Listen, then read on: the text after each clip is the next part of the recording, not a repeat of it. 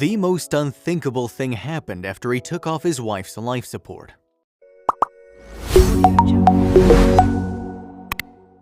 In life, one of the toughest choices you'll ever make is whether to remove the plug on your loved one's life support.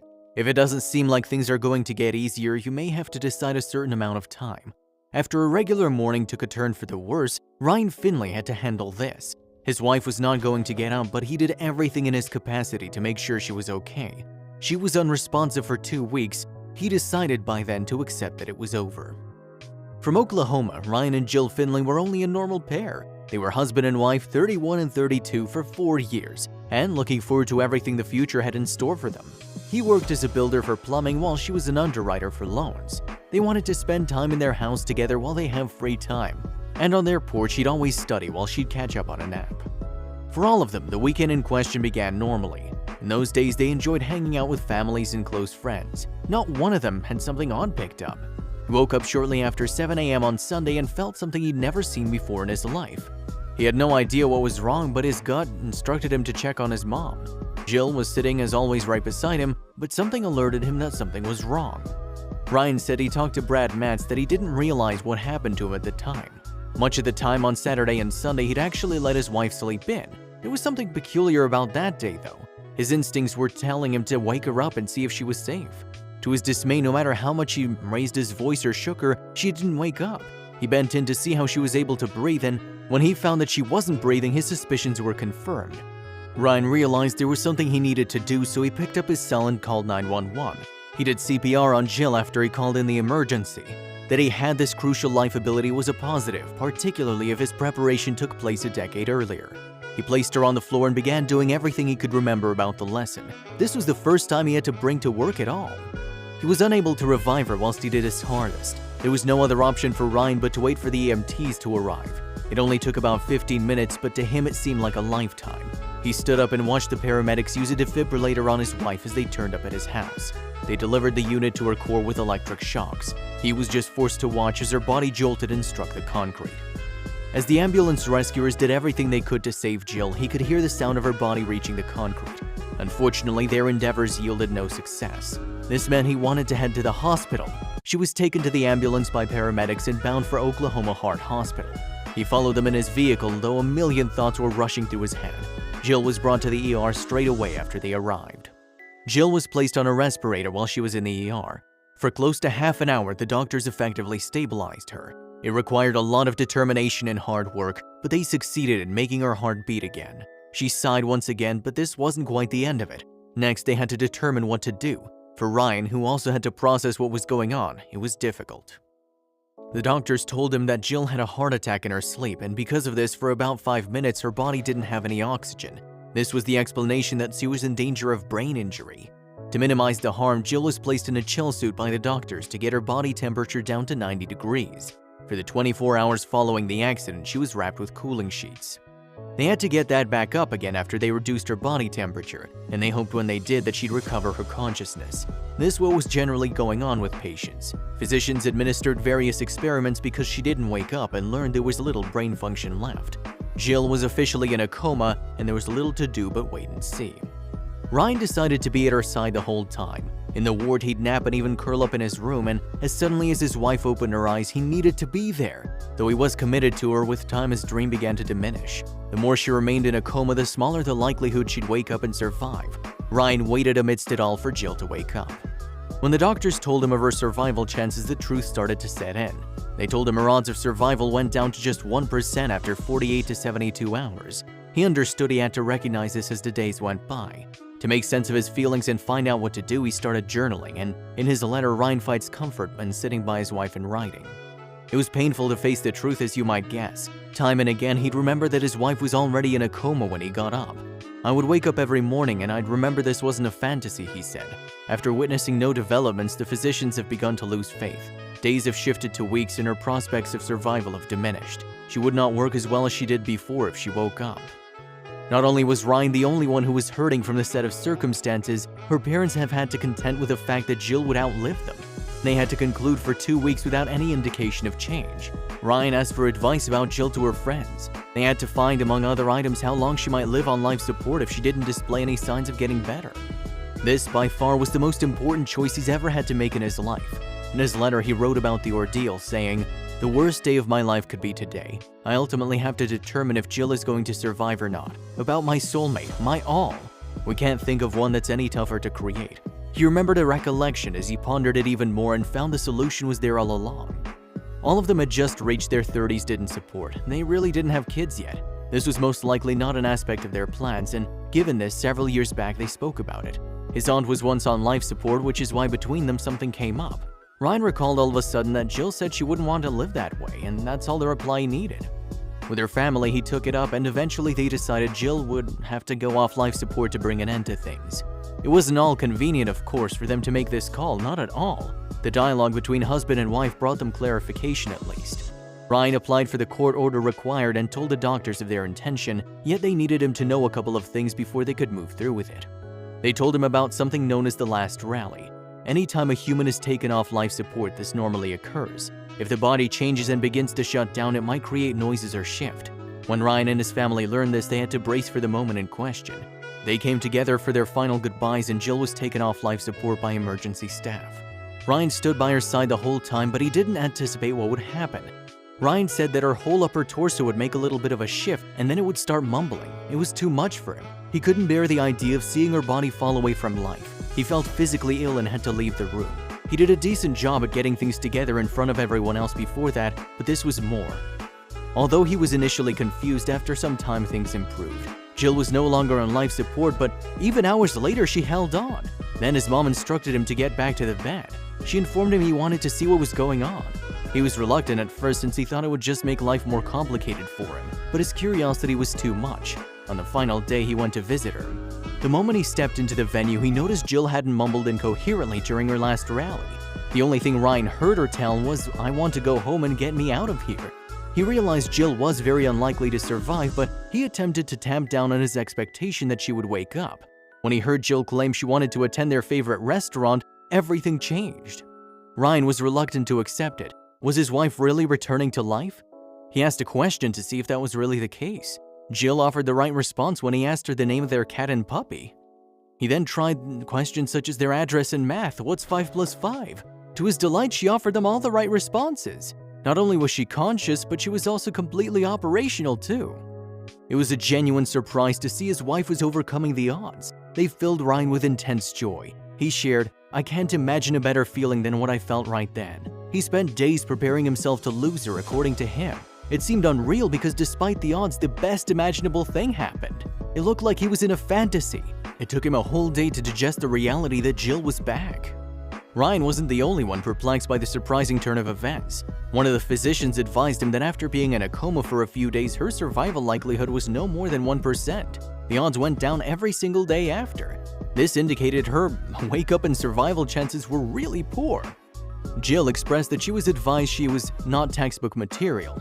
The one thing she could recall from the whole period, though, was the hospital's huge tub. Hearing what she has to suggest about knowing Ryan's decision to remove the plug on her life support is fascinating. The patient doesn't survive long enough to realize much at the time. In this situation, it was different, though. Can you imagine Jill was absolutely in agreement with his choice? She tanked that she wouldn't have wanted to live like that, but he did the right thing.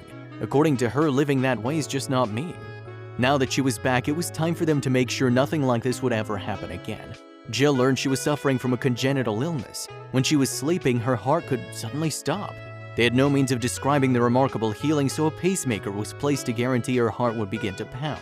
If something like this happened in the future, the system would shock her heart before depleting her body's oxygen. Although Jill was doing more than everyone predicted, she really needed support to get back to life. She had to focus on relearning how to do easy activities over a few months, like fixing her shoes and brushing her teeth. She got back the knowledge that she missed when she was in the coma with the aid of speech and occupational therapy. By the end of it, she was back to her old self. It really is an unbelievable story. Ryan and Jill had a silver lining in the shape of a newfound love for each other after all that they went through. Before that, while they enjoyed each other a lot, they realized they had to be appreciating every minute they shared. They strived to spend every spare moment together, Jill said. There are days where this involves only doing errands for one another. We're confident that you'll resonate with us when we claim they've been through a lot, and their sense of humor hasn't been compromised. Jill also claimed that because the pair are now behaving like newlyweds, her friends joke about how jealous they were. It's difficult to take for granted what you have, especially while you're married. Sadly, after many years together, it's common for married couples to resent each other. After all that, Ryan was more than happy to have Jill back. His community, though, couldn't help but feel as if he deserved better. They decided to thank him for being dedicated and trustworthy despite everything he went through. He was eligible for the Oklahoma Heart Hero Award by the facility where Jill was confined, and is provided to locals who've used an automatic external defibrillator or CPR to save a life. Because his wife's recuperation began with him offering her CPR, the caring husband was entitled to it. The moment she got back home, his concern for Jill didn't stop. "There isn't a night that goes by I don't wake up," Ryan laughed. "I usually kick her, and I know we're all right if she kicks me back." She also had a funny thing to share. She said they stopped by the restaurant she was dreaming of before she got up from the coma, if you were curious. "We're so delighted it worked out for them." Each marriage is different. This next couple, for example, waited about 10 years to open a wedding present. Brandon and Kathy recalled one of their own when contemplating wedding presents for a neighbor. Ironically, their favorite wedding present remained in the wardrobe unopened. Though it had been 9 years since their wedding day, none of them had unwrapped it. They agreed in the end that it was time actually to see what was inside. Within the package, though, the essence of the present couldn't hesitate. The reality is that the length of time they spend before actually getting a look at it has something to do with it. Brandon and Kathy Gunn reside in the Michigan community of Northville. They tied the knot in front of 300 guests in Jackson on September 1st, 2007. They received loads of lovely gifts, but there was one in the pile that stuck out. Allison, her great-aunt, was the one who, apart from a silver ribbon, offered them a white box with no other ornaments. On top of that, there was a letter that said, "Don't open before first dispute." Might it be that as they've never fought, they didn't open it? This wasn't true, she said. "Now in our 9 years, there have obviously been a lot of disputes, debates, and slammed doors," Kathy said on Facebook. Then she told ABC News that she and Brandon didn't want to turn the box on because you don't have it once you open it. What could have been inside?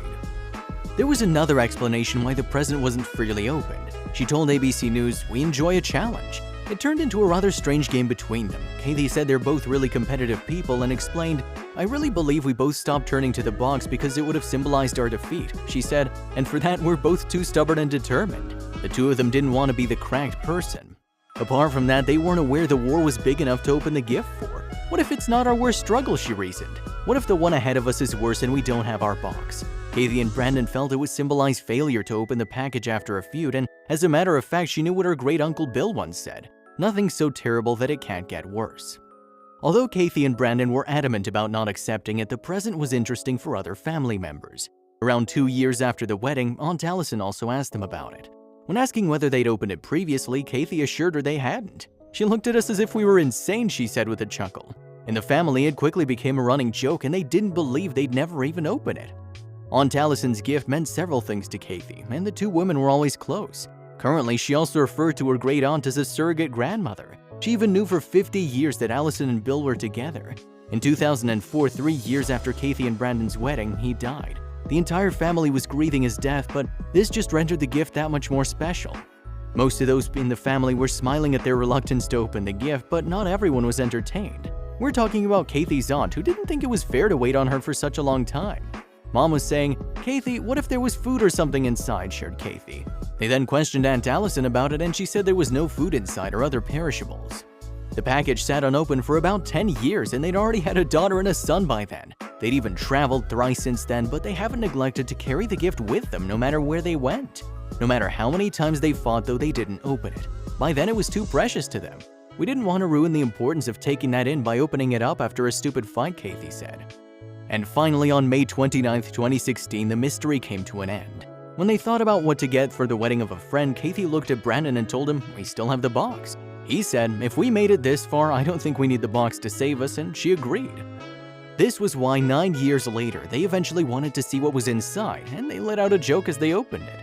They noticed 2 wine glasses, an aromatic bath set, and candles inside when they eventually opened the package. They were both smiling at the contents. Did they still wait on any of this stuff for 9 years? They couldn't believe that was going to fix all their fights, but this wasn't the only aspect of the gift. There were 2 notes there too. One was for Kathy and one was intended for Brandon.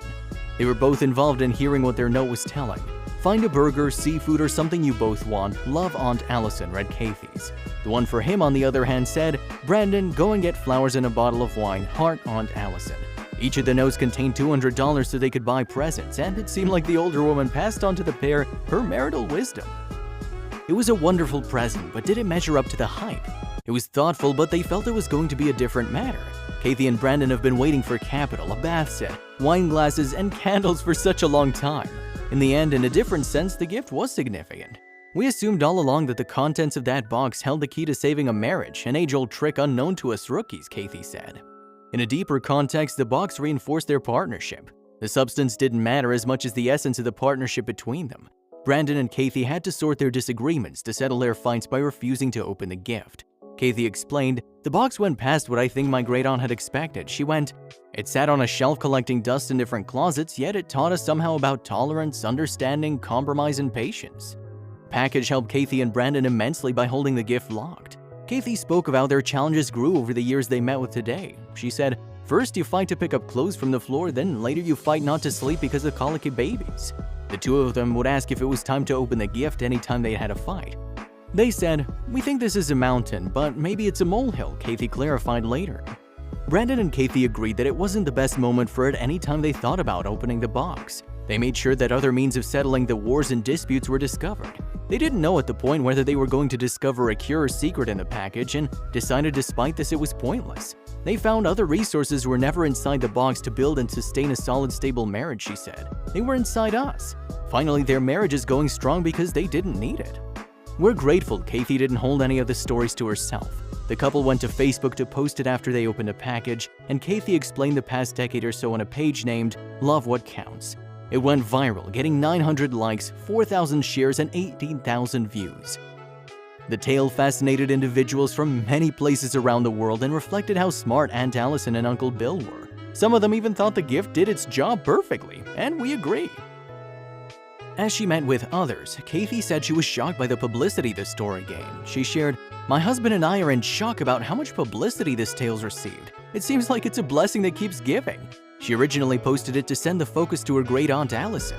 She's still stunned to see how much of the tale of her gift has traveled since then and didn't realize it would happen. Kathy and Brandon phoned Aunt Allison after they'd seen what was inside the package. Her great-aunt, who now lives in Ohio, was apparently tickled to learn the development and flabbergasted. She thinks it's the funniest and cutest thing because she can't believe we even hung on to it that long, Kathy shared with Today. She went on, "She also thought it was a great story, but she thought we were crazy. Even though Aunt Allison needed it to be special, she didn't realize how special it was."